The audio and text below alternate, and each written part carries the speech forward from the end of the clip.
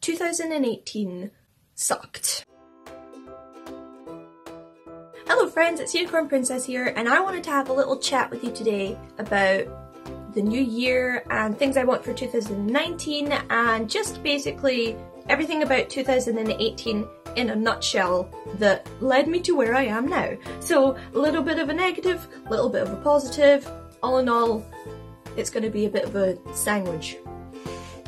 But before we get into any of that, did you have a fun Christmas? I went to the winter market with Conan and Henry and just had a little wander about. That was super nice. It was after a whole bunch of travelling, so it was sort of well needed me time, I guess.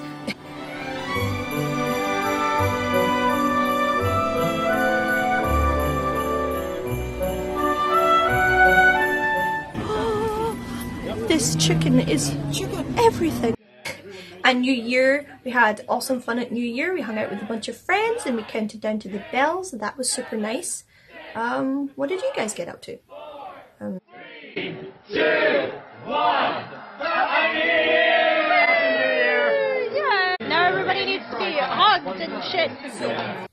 There were a handful of things in 2018 kind of spread out throughout the year that made it just a terrible year on so many levels. And there were good things that happened and there were good things that came out of those things, which I'll talk about later for 2019. But right now I just want to give you a little breakdown of what made 2018 suck so much for me. So I can't quite remember if it was at the end of the previous year or the start of last year, but I've moved a lot. I've moved houses quite a few times and I've just generally been really unsettled, and the moving has made me like poor. And I know the obvious thing you're thinking is, well hey, if moving costs you so much money, then why did you keep doing it? Well, that leads me on to the other thing that really sucked about 2018, which was my situation with friends. So I can make friends with people quite quickly because I'm quite chatty and quite sociable, but feeling close to people I find really difficult because I have a lot of problems with like bonding and trust issues and stuff like that. So on the odd occasion where I find people that I really bond with, it's super special, and obviously it means a lot to me, like it would to anyone. And in 2018 I lost a couple of really good friends. Saying lost is probably not the right word for it. They basically decided they didn't want to be my friends anymore in quite a sudden swing of events, and I was devastated. And my first approach to something like that is to go to them directly and ask them what's going on, and then have like a chill as possible conversation about what's happening in everyone's heads, because it could just be that someone's got the wrong end of the stick, or someone's been misinformed, or whatever. It could be a bunch of things. So the first step for me is always the communication thing. Find them, talk with them, hash out your stuff. Because the big important thing that I have learned about relationships of any kind is that communication on an equal two-way street is absolutely key. You can't maintain any kind of relationship at all if you don't have an open, honest, kind of consistent dialogue going on. So that's exactly what I did. I assumed that it was a misunderstanding, went straight in and said, hey, how can I clear this up? And I tried to clear things up, I guess, but well, long story short, they didn't want to hear it. They didn't want to know anything. They just wanted to be mad, and that sucked. And then a bunch of time passed, and I kind of hoped that with the passage of time maybe things would have simmered down and I could come in again and be like, I'm offering some truth and some information as chill as I can be, let's talk. And it was not wanted. And that's all you can really do. You can try your best, try to be honest, have an open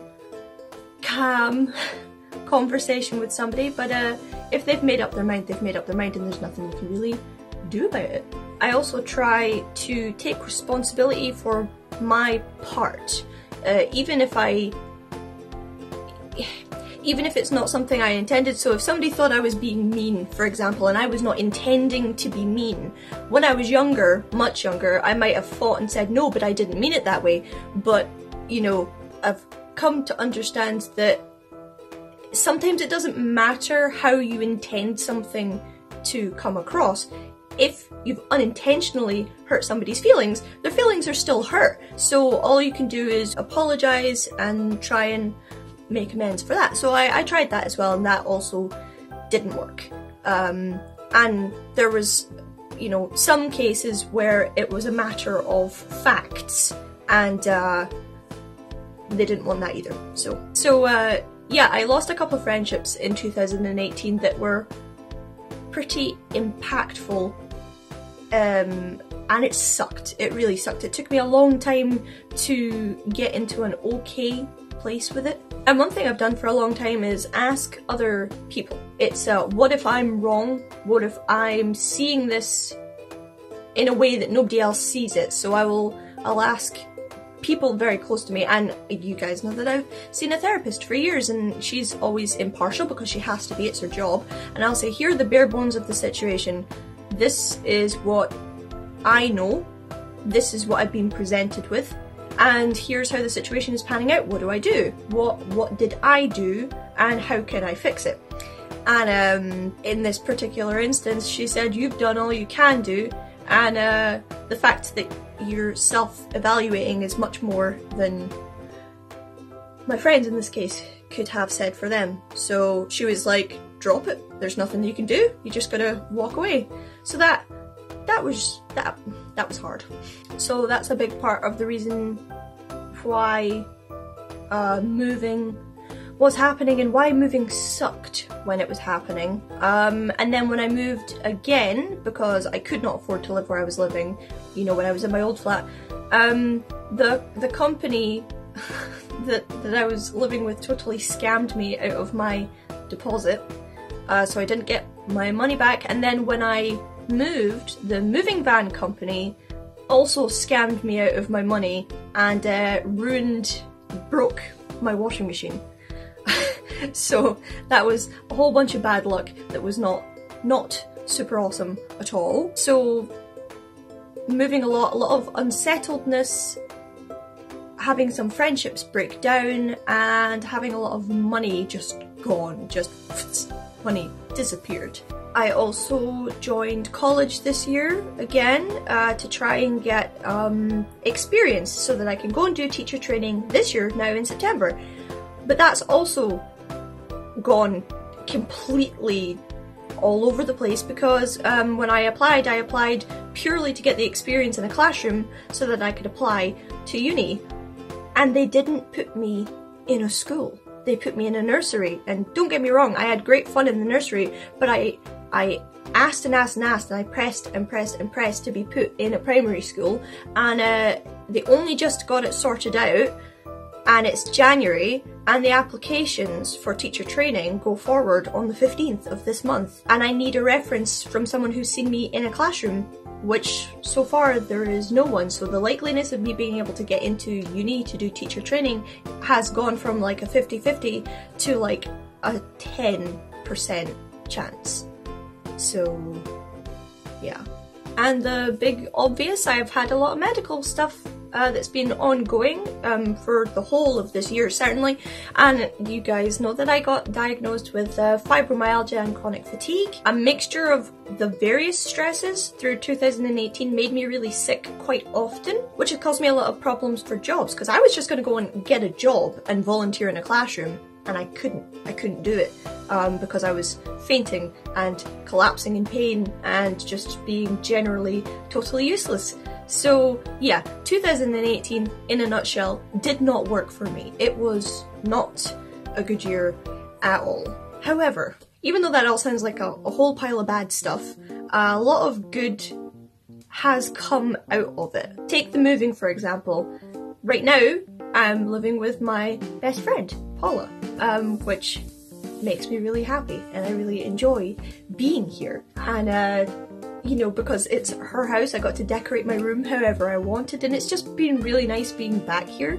And in July of this year, me and my partner are going to move in together, so that's super exciting. So living situations for this year are going to be really exciting, and I'm very excited about it. In terms of money situation this year, it kind of depends. If I get into teacher training, I'm pretty set. If I don't get into teacher training, I'm not sure.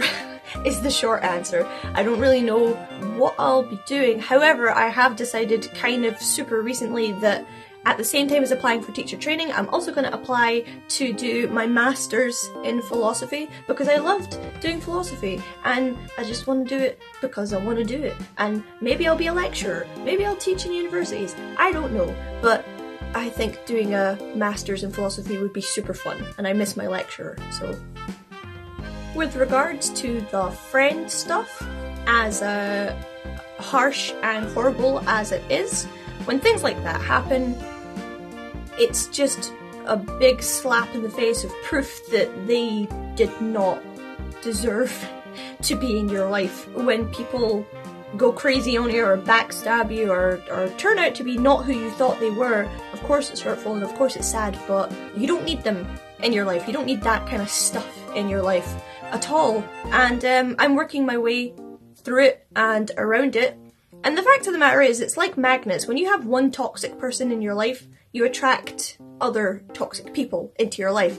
And I'm really done with toxic people in my life. So if I can spy them before we become friends, then I will just avoid that like the plague. But if it's unfortunate like this, I just have to take the silver lining in the situation and say, well, you know what? I dodged a bullet.